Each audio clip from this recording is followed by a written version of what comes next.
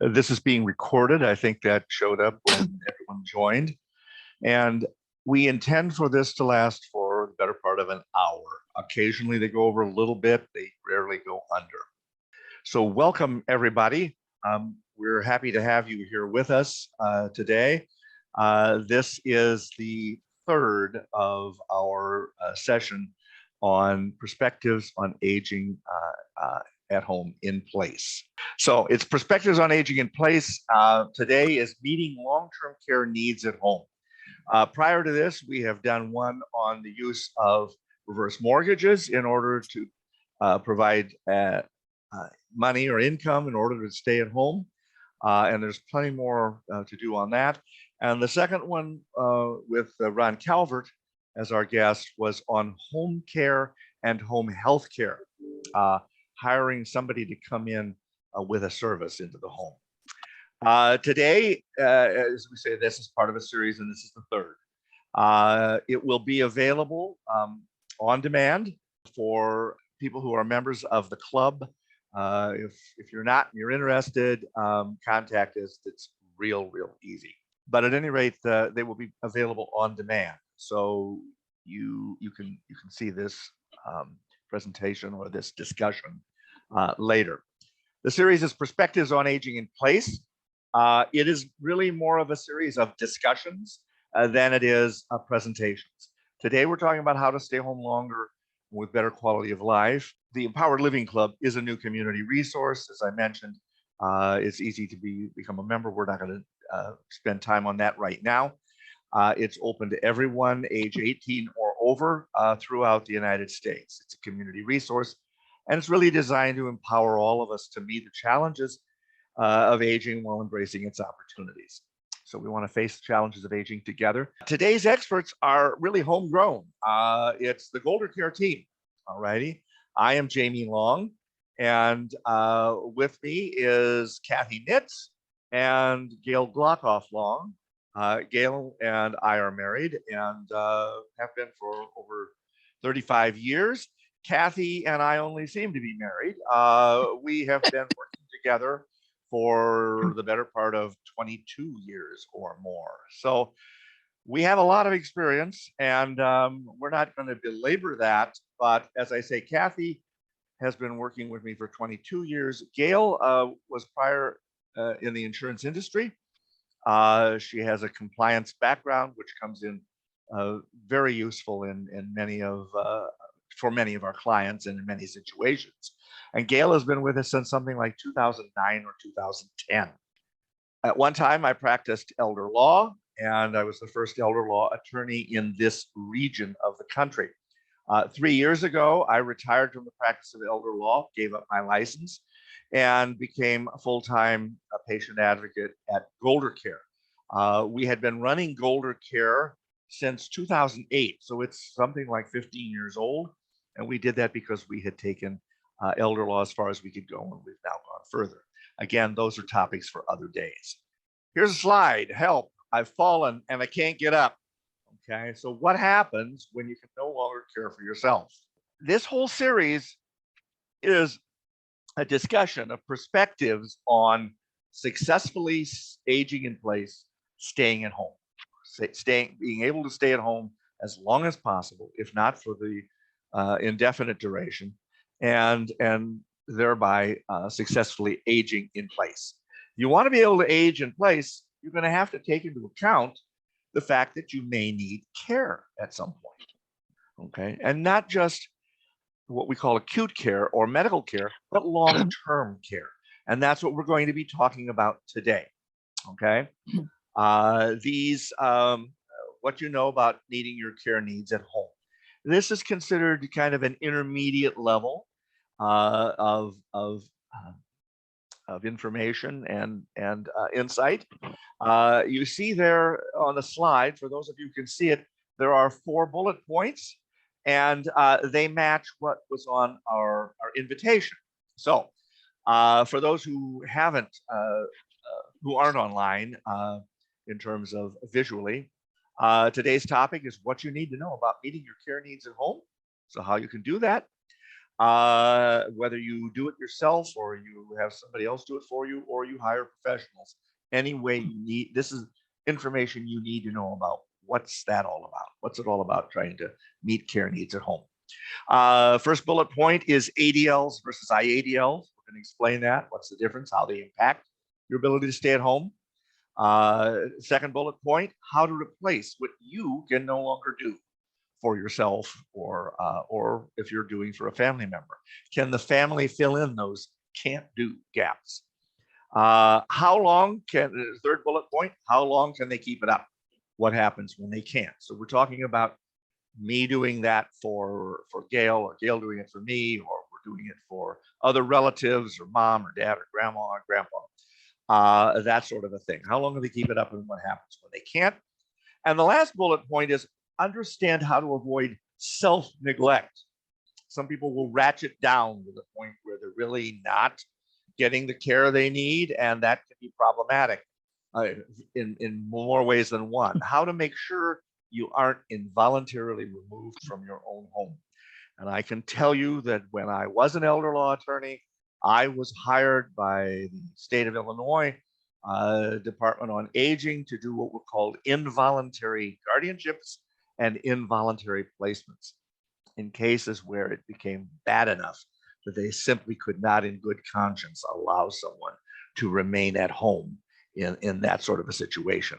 So we'll talk about that as well. Those are the four bullet points we're going to be talking about. And I think we now go into this first bullet point.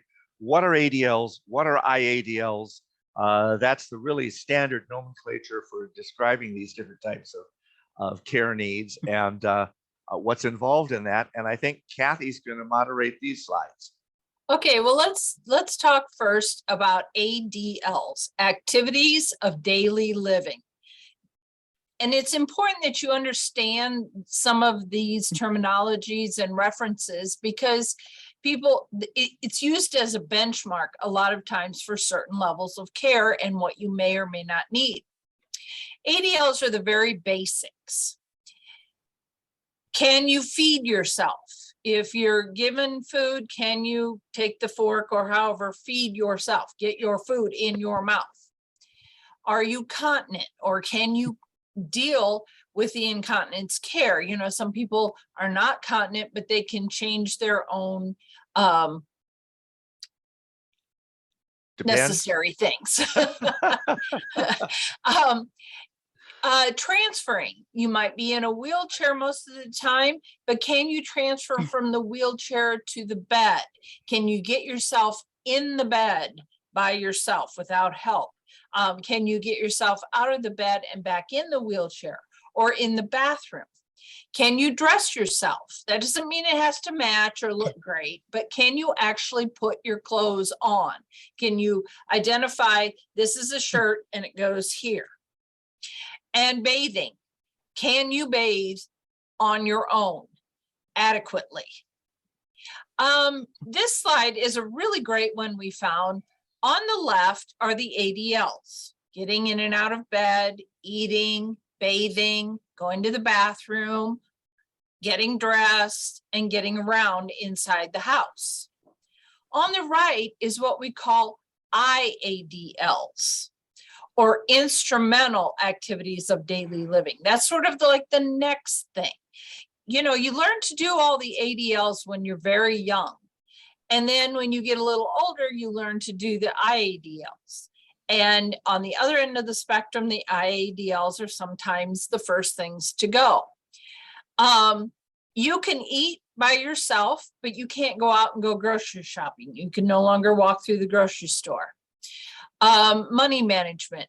You can no longer keep your checkbook. Medicine. Are you taking your meds at the right time and in the right dosages reliably? Can you use the telephone? Can you recognize an emergency, use the telephone, and know the appropriate person to call in each individual sort of emergency? Can you go places outside of walking distances? Can you prepare the meal? Maybe you can't go grocery shopping, but you can prepare the meal and eat it.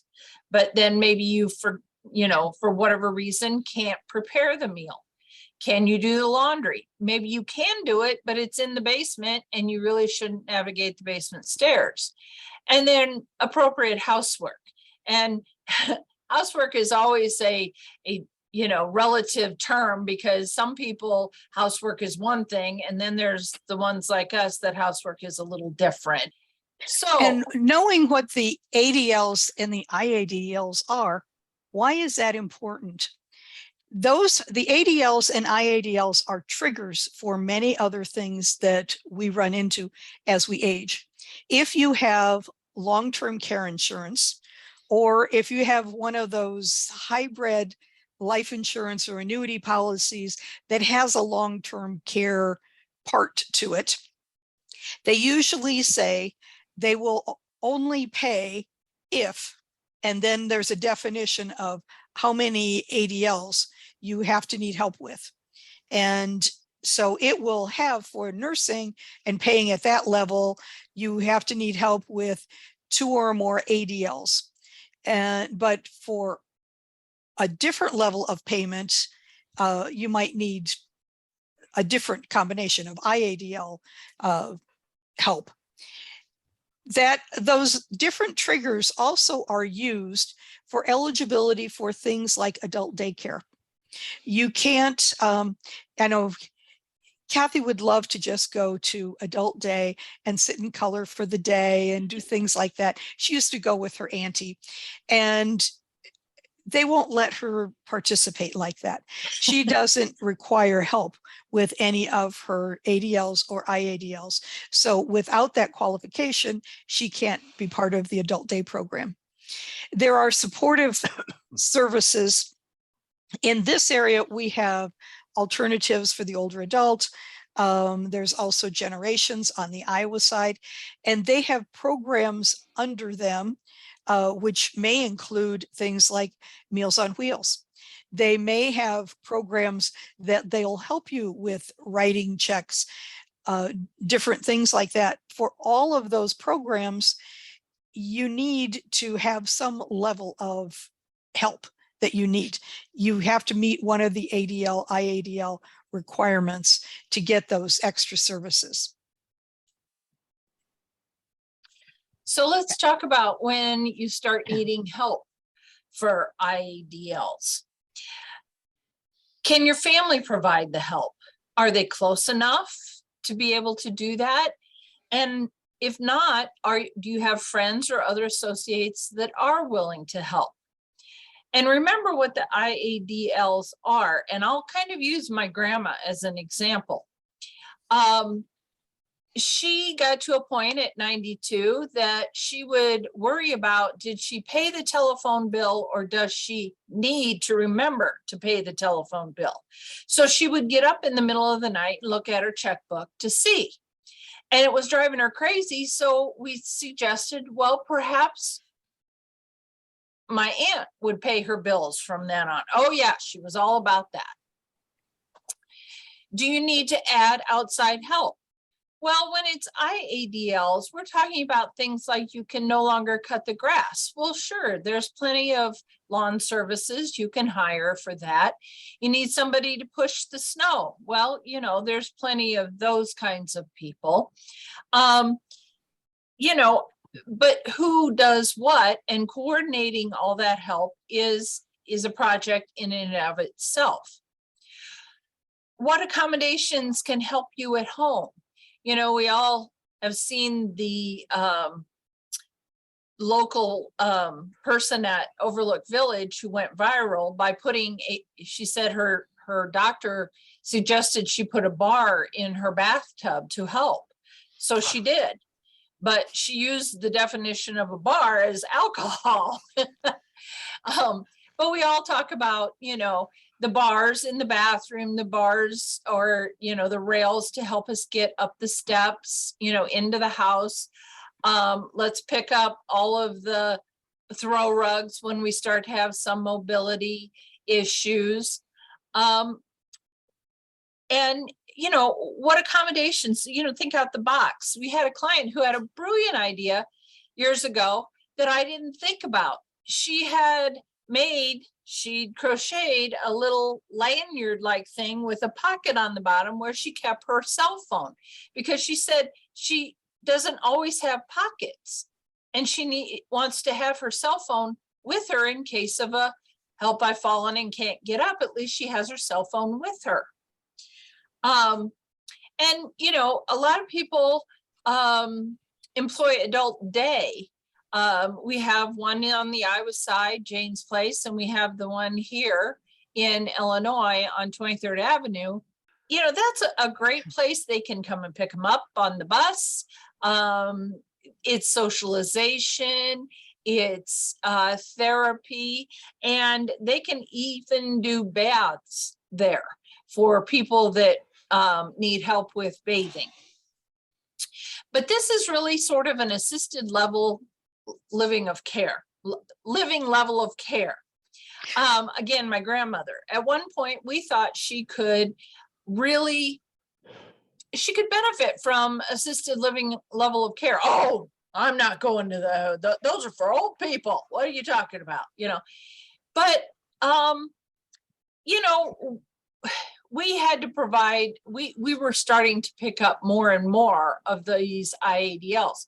Other than that, she was fine at home, you know, with the ADLs. That's how we sort of determined, well, okay, she can stay at home as she wishes, but we're going to have to pick up the IADLs. And how do we pick those up? And how do we manage getting all of those helps together? A few comments on what kind of accommodations can help. Medication is one of the big concerns of family. And, you know, either it can be, you don't have the eyesight to be able to read the bottles anymore. And so you're not sure which bottle you're supposed to be taking, or, you know, what the instructions are. It may be a memory issue that you forget, did I take it or not? Do I take this one before I eat, after I eat? The combination of rules combining all the different medications can be overwhelming. An easy accommodation is talk to your pharmacy. Our local pharmacies, almost all of them, have a packet way of packaging your pills. So if you take 3 pills at one time and you take 2 at a different time of the day, they'll come on a long strip. There'll be 3 for the morning, and then there'll be another little packet that you rip open, and that's your night pills. And you pull them off and you take them in order, and they're labeled as to what time you take them. Or they might be in 2 different boxes, but they'll be in long strips. Everything you take together is packaged together. That's an easy accommodation to take care of the med management. You don't have to have a family member come in and fill the pill box for you. And for things like laundry, we had a neighbor she was in her upper 80s. She could do her laundry. She couldn't do this. She could do the stairs. She couldn't do the stairs with laundry. So she had a young kid, the neighborhood kid, that mowed the lawn, and he would come on Sunday. He would take the trash out when he was done, so that was out to the street in time. And she would have the laundry baskets at the top and bottom of the stairs. He would run everything up and down the stairs for her, and that allowed her to stay in the house a couple years longer. Yeah, I laugh at myself. I had shoulder surgery recently, and I can't lift anything, and laundry baskets is one of the ones that's the most difficult. So I'm always hollering at my husband or my son to take the laundry basket, because although our laundry is on the main floor, it's on the opposite end of the house as the bedrooms. So I've rigged up this way of dragging the laundry basket through the house with my dog's leash. The only problem is every time I get it out, she thinks we're going for a walk. But that's just an accommodation I had to make just because of my shoulder. And you kind of got to think out the box on some of this stuff. And another thing is medical visits. I know with my parents, they wouldn't remember everything when they got to the doctor's office, or they just simply wouldn't tell the doctor everything. And so with one of Oh, yeah. us would say, well, we'll go with you to the next one. We'll drive you. And we rotated among kids. And so we would take them. We would remember all the things that they were complaining about and remind them when the doctor would say, how you feeling? And then we had a tablet that we shared among us for the next appointment, so we could keep track of what the instructions were. So having a family member or friend, close friend, be your driver for doctor's visits is also another accommodation that you can make. So there was a reference in here that IADLs generally correspond to what we call an assisted living level of care. You want to elucidate a little bit more about how that normally works? Well, a lot of times assisted living is a step between home and a nursing home. And a lot of people live for years in assisted living because they're not worrying about cutting the grass, pushing the snow. Do I have to go out? You know, how do I cook?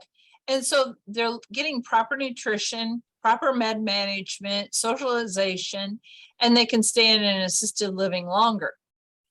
But what we're talking about is staying home. So if you don't want to go to an assisted living and you need help with your IADLs, you need to think about, how do you get that help? Where does it come from? And how long is that sustainable? Right. So, you know, if you can accommodate yourself, that's one way of meeting it. So you accommodated yourself with a laundry basket rather than carrying it, you pulled it with a lead, but no one else had to help you do that.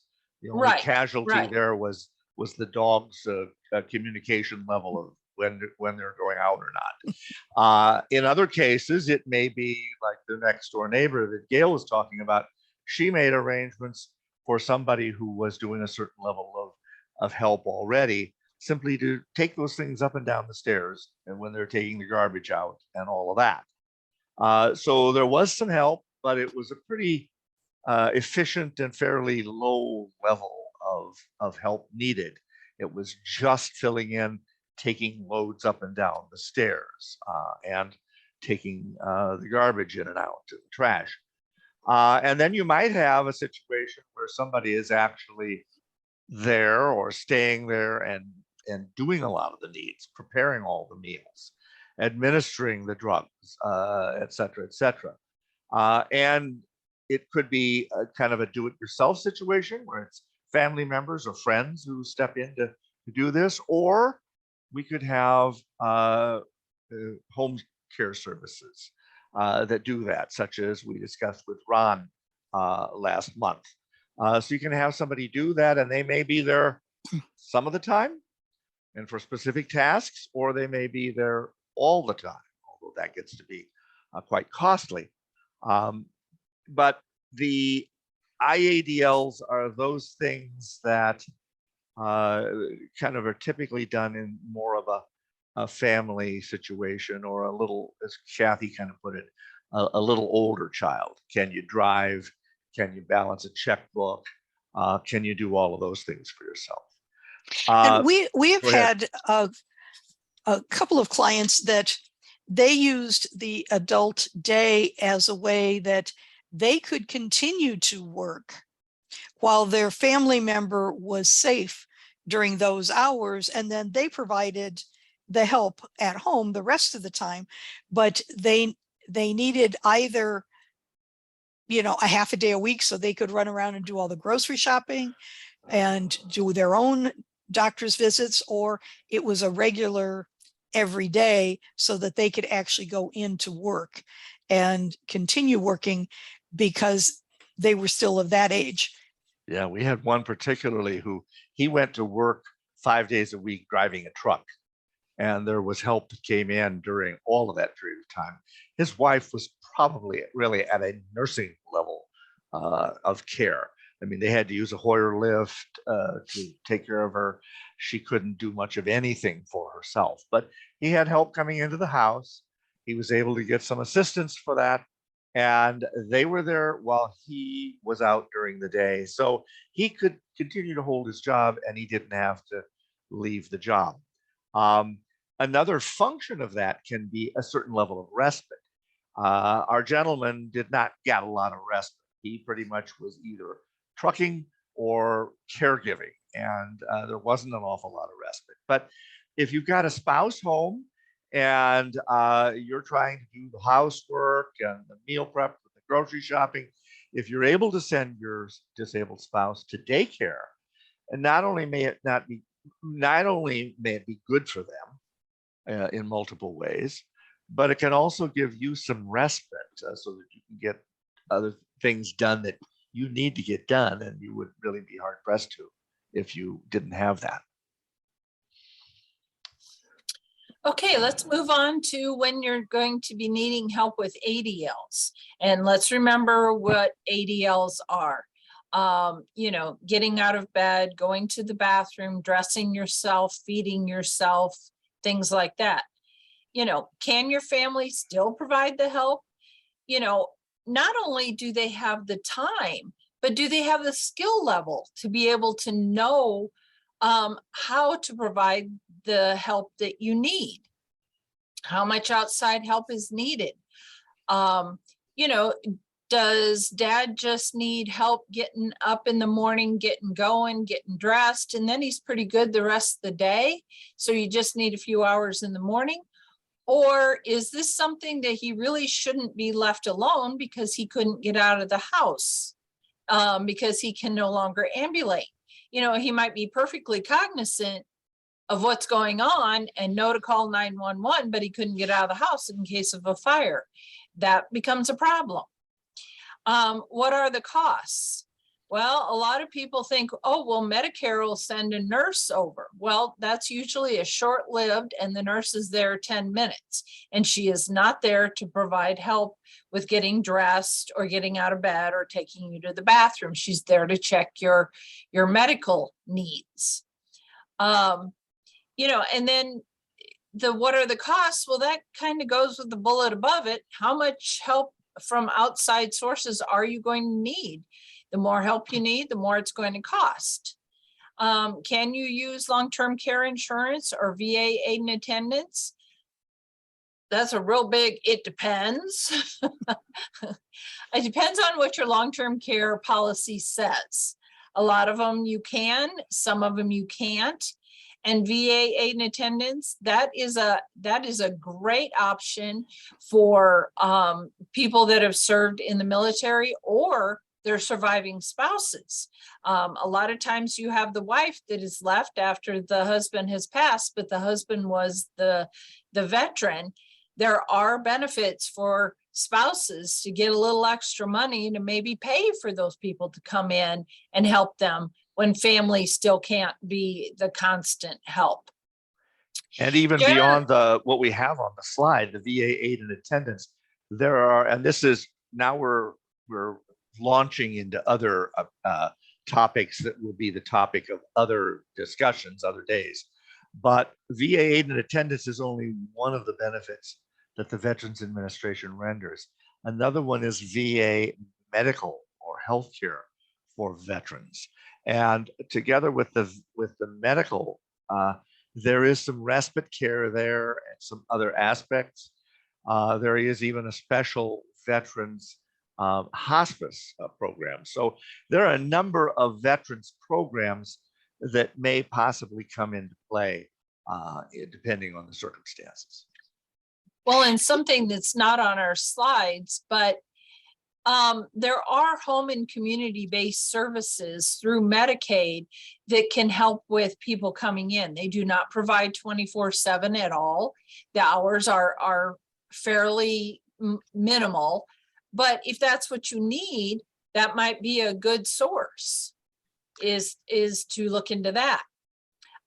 Generally, when you need help with 2 or more of the ADLs, that is considered nursing level of care. That is really, at that point, generally, we're looking at nursing home level of care rather than assisted living or independent living. There are also some traditional markers or what do you want to call them? The points or changing points where it's considered that maybe it's time to make a placement. So, for instance, if I have incontrollable incontinence, I may not really be appropriate for assisted living level of care. I may need nursing. Now, I could still be administered at home, but that's something that in the grand scheme, the thought is I'm really at a nursing home level of care. Or perhaps I'm bedridden. Or perhaps I'm what's called a consistent two-person assist, meaning that in order to get up out of the bed and use the bathroom or get into a chair or a wheelchair, I need two people or more to assist me, or a Hoyer lift. And that's considered a nursing home level of care. So there are several kind of touch points or flash points where they would indicate, that's pretty clearly the need for a nursing home level of care. It doesn't mean that we can't stay home. It doesn't mean I can't stay home if I need that level of care. It doesn't mean I can't keep mom home. It simply Right. means I'm really going to have to step up my game, and I'm going to have to be cognizant of the fact that this is a different level of care that's going to have to be met in order for me to successfully continue to stay at home. And in addition to the list that Jamie gave, if it is a person that has Alzheimer's and has now gotten advanced enough that they are a wander risk, and they will just go outside and start walking and get lost, go outside in the middle of winter, nude, or not properly dressed for the temperature, or even in the heat and not properly dressed, they have to have 24/7 supervision. And so that's a lot to put on a family. Can be done, but that's something that when you need, that may be one of the cases that you set up these respite breaks with outside help coming in. And that gives you the time during the week that you do all your shopping, your doctor's appointments, the things that you need to do, and a break from that while the other person watches your loved one. And then you're ready to come back for the rest of the time. But when you get to someone being at that wander risk, that's a heightened level that you need to take on in the supervising level and the care level as family members. The need for 24/7 supervision is considered one of the ADLs. And in fact, in some cases, it will be said that while you normally need to have 2 ADLs in order to get assistance with nursing care, if you need 24/7 supervision, maybe that fact alone may be enough to get you the help or to qualify for that level of help. Okay.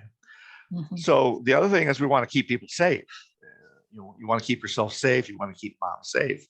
And so, as they've just indicated, if somebody has the dementia and they become a wander risk, that's a huge issue. Crossing streets. It's funny that, and I say funny, I really mean ironic, a number of dementia patients will become scared of taking a shower, but they can also develop a fascination with water. And so when a dementia patient escapes, it's not uncommon that they get on the radio. It's called an elopement in a setting. And they may get on the radio and say, help us find this person ASAP. Because if that person gets to water, a little local pond or a lake or a river, it's not uncommon to find them floating on the water if we can't get to them fast enough, because they drown. They get into it and they drown. So there are a number of situations like that where we have to be very mindful of what's needed. Just because in order to get certain levels of IADL help, I don't have to necessarily qualify. So Gail and I pay somebody else to mow our lawn and to shovel our drive. We could probably do it ourselves if we were so disposed to do it, but we don't. We don't have to get anybody's special help or permission to do that. Nobody pays for that. We pay for our assistance privately ourselves, but we don't need to qualify with a need level to hire somebody to mow our lawn. It can simply be because that's what we want. Whereas with some of the other levels or other situations, that you actually have to pass a certain test, okay, or an assessment to do that. Well, Did we the want to? assisted living or alternatives that I mentioned earlier, they have several state and federal programs that they can tap into for money, and they can set up home helpers for housekeeping. And if you qualify through your ADLs or IADLs to have a housekeeper come in so many hours a week, every other week, whatever, then that qualifies you to be on their Meals on Wheels list. And so there are certain things that you have to hit a qualifier first with the ADLs to get on their list. So, you can get housekeeping, you can have shower aides come in, to help you. You can have a lot of these different things come in through the programs, what are called the AAAs, and they often will cover it through a grant for a period of time. So let's try it for 3 weeks through this grant. And if it's working, then we'll start charging you at whatever the rate is, or qualify for some other grant to pay for it. So those are things that you can try out, usually for very minimal expense. Two other things that we really haven't gotten into much yet. One is we've been talking about labor services being brought in to help. We haven't talked much about technology, but there is the role of technology in doing some of this. I think Gail had mentioned the lady who had kept her cell phone around her neck to do that. Another thing is what we call self-neglect, and there was mention of that earlier. So I do think there should be some discussion of those issues as well. Anybody want to take that or not? Self-neglect comes, oops, I'm sorry, I went backwards. Comes up on this one. Okay. So you want to tackle that one, the fourth one? Kathy, Yeah. you want self-neglect? Well, I was just going to say, I can't, having worked for Jamie for 22 years, I can't even count the number of times that we have families come in and say, Mom shouldn't be living at home. She really shouldn't be living at home. She's existing on chocolate milk and Oreos. She doesn't bathe. The house is a mess. Her cats don't use a litter box. But yet Mom says, I'm fine. There becomes that line in the sand, what's fine. I mean, I could sit here with stories, for hours about, people thinking they live at home in their own home and they're, quote, fine, when in fact they're really not, and they need intervention. And unfortunately, they don't recognize it themselves, and it's up to families to step in and avoid the self-neglect in the first place. And then if that is happening, unfortunately, sometimes the authorities get involved and you don't have a choice. I know it sounds really Harsh. Against everything Americans are for, that you don't get to live in your own home because you want to, but unfortunately, that's true. Right. Just because you want to doesn't mean you can. We've seen situations where having a lot of cats in the house can become a health risk, and where people have been forcibly removed. And in at least one case we had, the daughter, who was a wonderful, wonderful person, was declared an unfit caregiver. So when Mom was forcibly removed from the house and placed in a hospital setting, and the daughter was prohibited from contacting her for a time, and eventually then they moved her into nursing care, At that time, Golder Care was not set up to do it, but Golder Care had to become, was forced by the state to come in and become the primary decision maker for a time because there was no one else.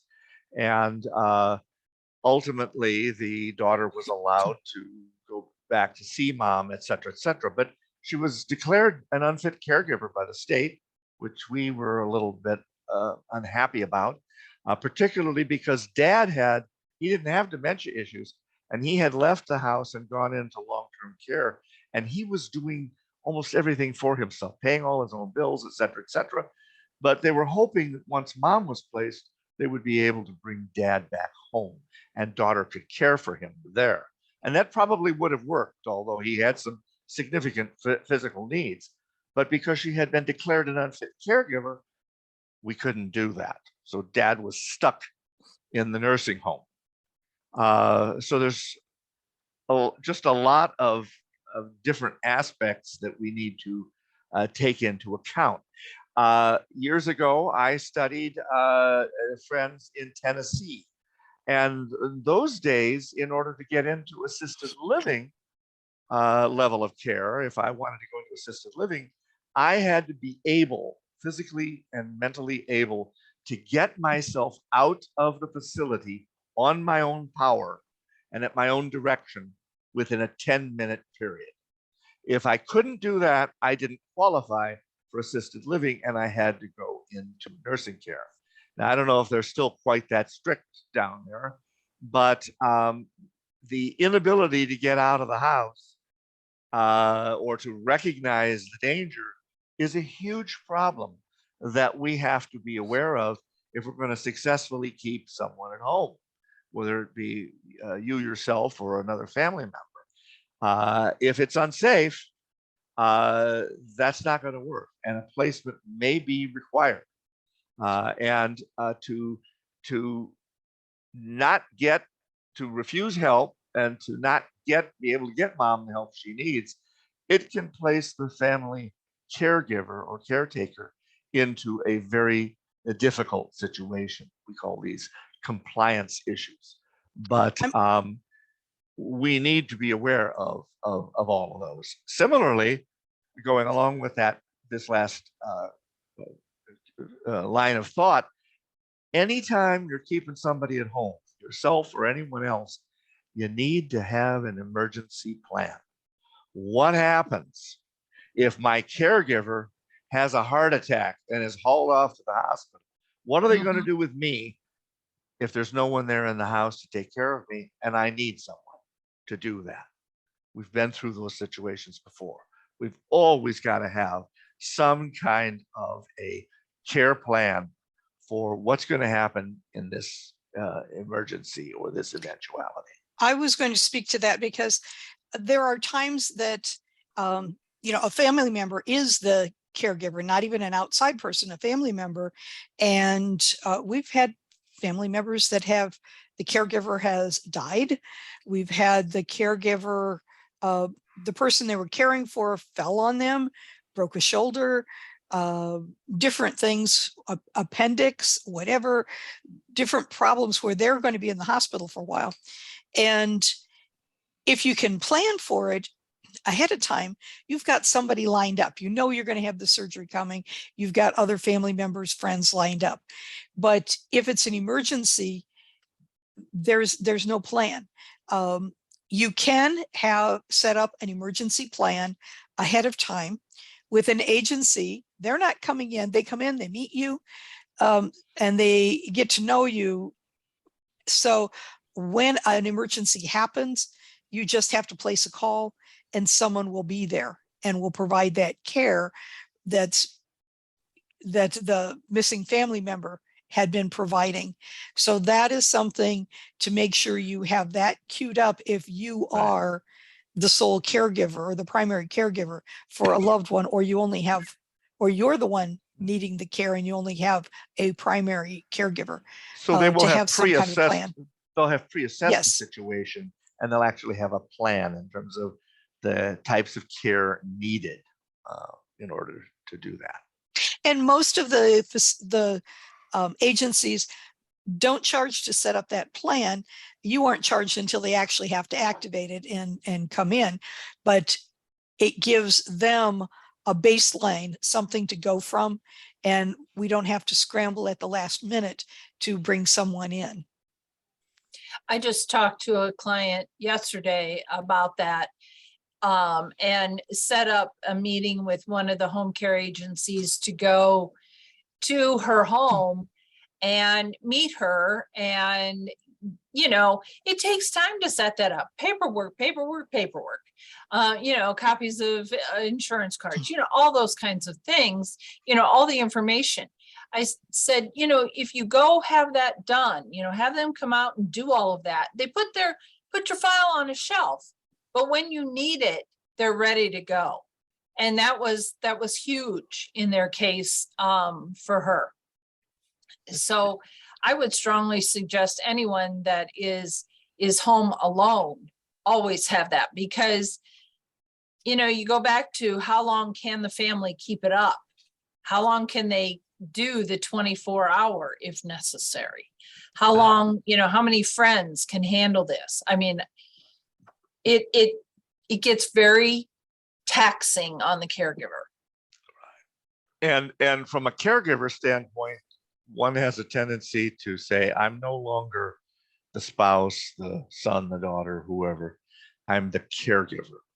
And that can sometimes get in the way of the quality of life of the individual being cared for and of the caregiver. So you have to keep those things in mind. Sometimes, as we've been discussing all along here, we have had some professional services brought in, and then we have stretched them with family services, family rendering services. So each plan is unique and needs to be in order to make it work.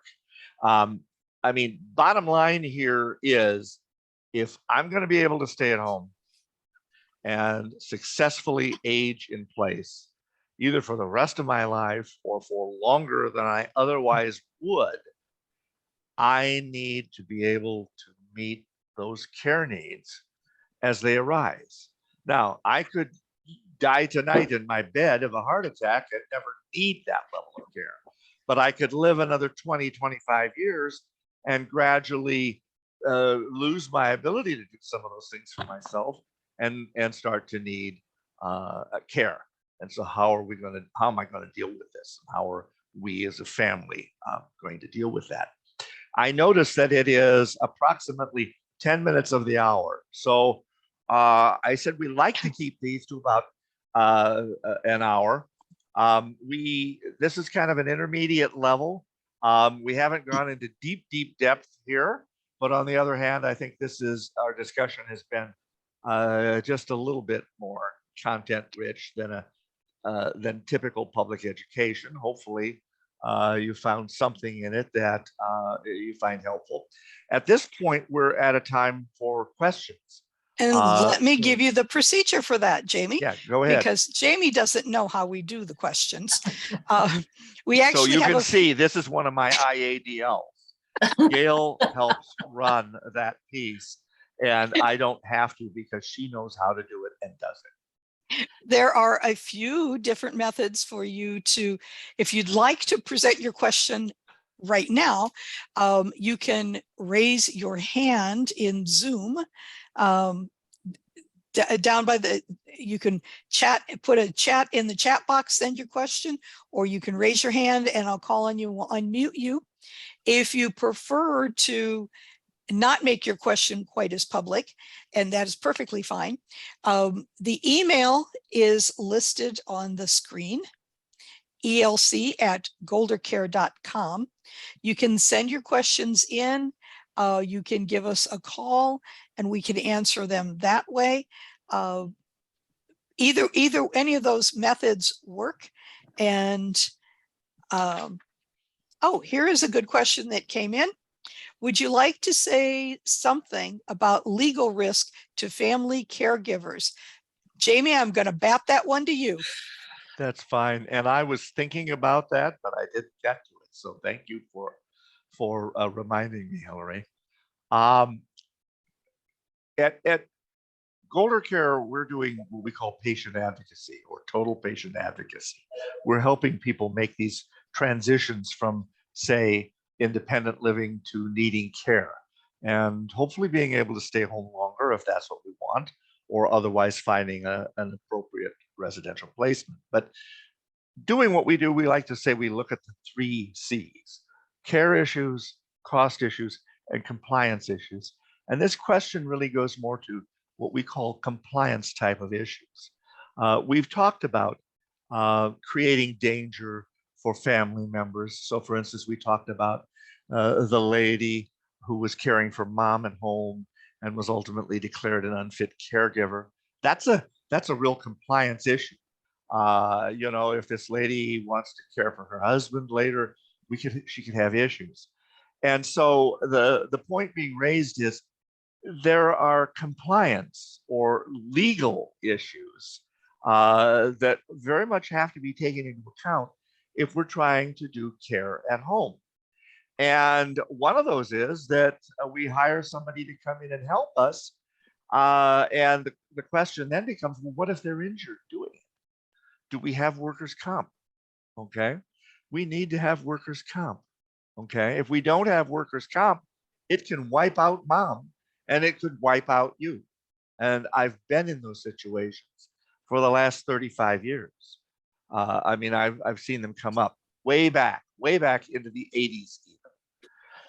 If you hire the person through an agency that's coming in to help, then their taxes, tax withholding, workers' comp, the insurance, all of that would be covered by the company, and you pay a higher fee. But if you're hiring somebody not through an agency, that's where you're going to run into, you have to set up, are they independent contractors? Who's doing the tax withholding? Who's doing the workers' comp? And you have to have that in some form of writing so that they can't come back and say, oh, no, I was this, you should be paying this. Yeah, you become the agency as well. And many people forget about this. Okay, I'm taking care of mom, keeping her out of long-term care, et cetera, et cetera. And, you know, isn't that enough? And the answer is no, I'm sorry, it's not. Society requires more. And as we say, no good deed goes unpunished. So if the person hasn't doing the tax withholding, and you'll oftentimes see that, then you can have liabilities on that. If they're injured on the job and there's no long-term care insurance, and then there's no workers' comp insurance, you may very well be paying that out of your own pocket. One thing I want to ahead. add in there, that when we talk to clients about that, a lot of times they'll say, oh, I have an umbrella liability on my house, it's fine. Well, if they're in your employ or they're coming there to do a job, that doesn't cover them. And so that's a mistake, that a lot of people assume that their umbrella liability will cover any sort of injuries that they might incur while on the job with you, and it doesn't. And that's something you need to be aware of. And in many states, I would say most states, you hire somebody to come in and help you with mom's care in her house or your house. It's almost impossible for them to be an independent a contractor. They are almost always, under the laws and regulations of most states, your employee or mom's employee. And so you're on the hook from the beginning. Okay, we have an interesting question. Years ago, I heard of a farmer who stayed at an assisted living place only in the winter. His wife was deceased. Of course, this can only happen if the place has a vacancy in the winter. Also, this could be an option after a medical event that a person can recover from. How often does this happen? Oh, Jamie, you do have to speak to your lady at Americana. Yeah, the first time I faced that, Carla, the first time I faced that was somewhere in the mid 80s. when a client of mine came in, and she was a lovely lady, very anxious. And my offices were in downtown Rock Island at the time. And she came from East Moline by the bus, and she would simply show up in my office. And so one spring, late spring, she came into my office, showed up unannounced. And I worked her in, and she said, I spent the winter at Americana Nursing Home, which is no longer Americana. Those are the ones that kind of looked like the what do you want to say, colonial American style. They had the columns out front, nice places. And she said, I spent the winter at Americana Nursing Home. And she said, and I heartily recommend it. And of course I had to laugh and, or point and laugh. And I laughed at her and I said, you're the first person who's ever come into my office and recommended moving into a nursing home. But she did. And ultimately she went back there. She had like a Meniere's type of a situation. She lost her balance. She got to the point late in life where she had to be in the nursing home all the time. And she went back there. And even though she wanted to be out, she was, she made book with it. She did fine. She sat outside the front door and she knew everybody's business who was going in and out. And the local newspaper columnist wrote a couple of columns about her. So the point is, however, that it is not at all uncommon. And in situations where we've come to that pivot point, and maybe Jamie shouldn't be living at home anymore. He wants to age in place. We've been successful up till now. It's really getting to be difficult and maybe not possible. Or Jamie's becoming isolated by staying home, and he probably would benefit from moving into a more congregate situation. In those situations, it's not uncommon for the industry, for us, for families to say, hey, Jamie, it's getting to be fall. And, come this October or November, why don't you move into an assisted living facility and stay, for the winter, stay until next March or so. And then at that point, you can make a decision. Do you want to stay there or do you want to come home? And I would say in most of those cases where we get there, probably 2/3 of the people say, when the time comes, say, I think I'll stay. Okay, it's time. Other people go home, like my gal who went to the nursing home for the winter. Other people go home, and you can do this. It's kind of like an extended respite. It also gives me an opportunity to see, how do I like this facility? Okay. And it gives my caregivers some level of respite. They're only caring for my house during the winter. They're not caring for me as well. So yeah, it can work out very, very well. And it's not at all an infrequent process. Another thing for people that live alone, that maybe have had some kind of major illness, major surgery replacement, and say they've got a 2-story and they just had knee, hip, ankle replacement, whatever. You rehab, and you may be in a nursing rehab wing of a nursing home for a short period, and then they kick you out because that's all the days that Medicare is going to pay for. But you're not ready to be living alone in this 2-story house. And so that may be something that you check into an assisted living as a respite. You could even continue rehab at the assisted living, and that would get you strong enough and ready enough then in a month or two to go home. And that also is an option at many of the facilities. I wanted to address Carla's question as well. Moving in for the winter, moving out, moving in, that's a lot of work, moving all your stuff in and out twice a year. Some assisted livings will have furnished apartments that you can move into temporarily, like you say, to recover from a medical event. You don't have to move your furniture in and out. But usually most of the assisted livings around here only have 1 or 2 apartments like that. And they're used for a short-term recovery or for a respite stay. If you were going to come in and stay for the winter, you'd have to move all your own stuff in. And so that would be kind of the downside of that. But my mother-in-law was getting to the point where we all agreed she needed to go to an assisted living. And we used well, it's October, and remember last year it was the polar vortex and how terrible cold it was and you couldn't get out. So why don't you go to the assisted living for the winter? Well, she loved it so much she never went home. And that's what most of the time happens, is they go in for the winter and, just to stay there through the winter, but then they end up liking it so much they just end up staying. They never go back home. So sometimes the success is, I stayed home longer. I wanted to stay home. I wanted to age in place.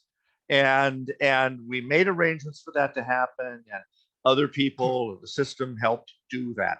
And I was able to stay home longer than I might otherwise have done. But then I got to a point where I didn't stay home. I did go to a congregate living facility. And by that time, I found I was actually ready to do that.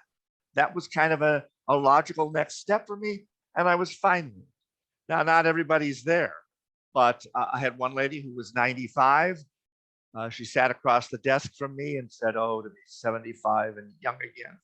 But she had, she'd been living with her daughter and son-in-law. They'd all come to the opinion, all three of them were of the opinion that she needed to move into a nursing home. She had macular degeneration, so her eyesight was very poor. And she said, "I'm not really looking forward to moving into a nursing home. I'm a rather solitary person, and I have enjoyed solitary pursuits, like knitting and crossword puzzles and all of that. And unfortunately, with my vision or lack of my vision, I can't do most of those. And so it's kind of a pain." Well, she could do books on tape and some things like that we thought of. But she moved to a nursing home at 95 and lived the rest of her life there. And she made that transition. So those things do happen. And sometimes the success in aging in place is to be able to age there longer rather than until the end of my life. We had another lady who was 102.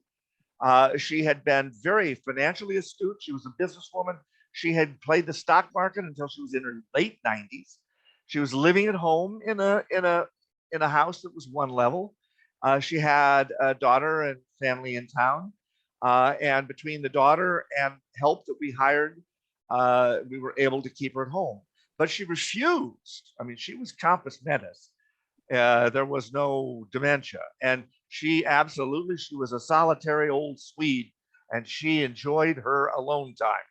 And she wanted to stay home. And not only did she want to stay home, she wanted to stay home without having a caregiver there looking over her shoulder or breathing down her neck. And we were able to make it happen. We had somebody come in at breakfast time, lunchtime, supper time, bedtime. But the rest of the time, she was on her own. And everybody came to terms with the fact that, if she falls, and that could happen, if she falls and she's on the floor for a while, somebody's going to be there shortly. If she falls and if she passes as a result of it, well, she's lived a good long life. She's 102, and we were able to keep her home.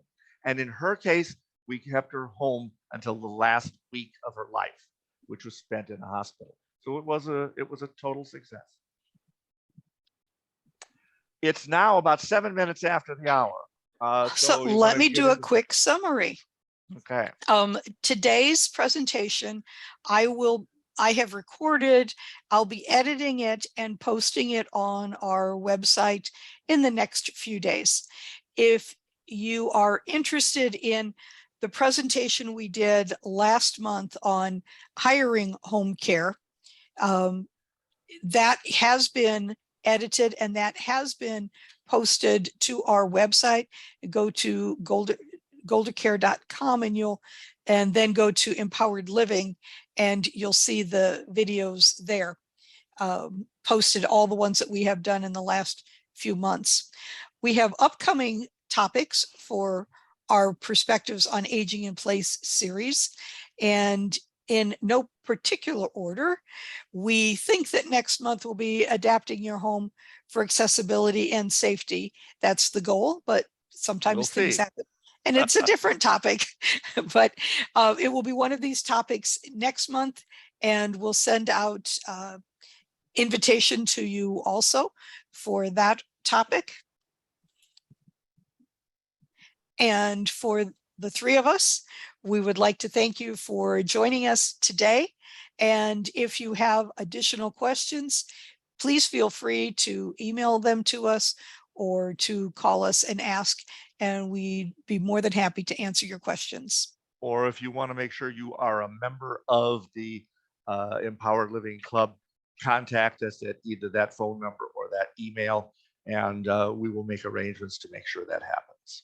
Thank you all.